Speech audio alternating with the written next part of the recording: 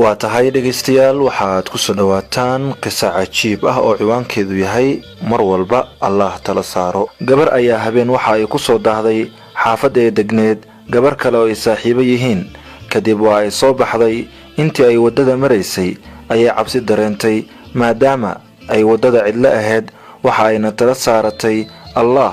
wax yar kadib waxa ay aragtay nin geed horteeda ah ku gambanaya. waa ay naxday.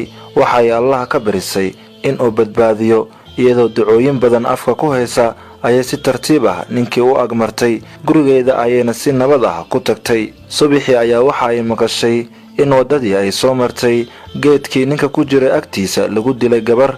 xilliga uu dilka dhacayay waa qadar 10 daqiiqo ah kadib markii ay meesha martay.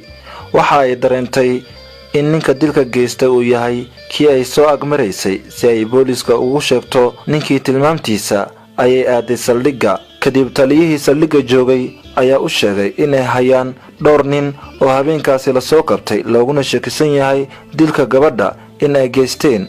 sidaa darteed waxa uu gabadhii ka dalbaday in ay raggaasi wajiyadooda eegto oo ay sheegto haddii uu ku jiro ninkii ay habeenkaasi aragtay. gabadhii ayaa si geesinimo leh u soo hor istaagtay nimankii eedeysanayaasha ahaa. waxa ayna ka aqoonsatay ninkii wayna sheegtay. ninkii ayaa isna dembigiisa qirtay. gabadhii ayaa taliyaha ka codsaday in ninka loo weydiiyo sababta uu iyada u soo weerari waayay. markii la weydiiyey ninkii ayaa ku jawaabay keligeed maysan ahayn. waxaa dhinacyada ka socday 2 nin oo dhaadheer oo xoog badan. Allahu akbar, Allahu akbar. waxaa hubaal ah in qofkii Allah magan galo inuu Allah badbaadiyo. mar walba Allah subhanahu wa ta'ala aynu tala saaranno. سبحان الذي لا يغيب عن بصره صغير النمل في الليل إذا سرى ولا يعزب عن علمه مثقال ذرة في الأرض ولا في السماء.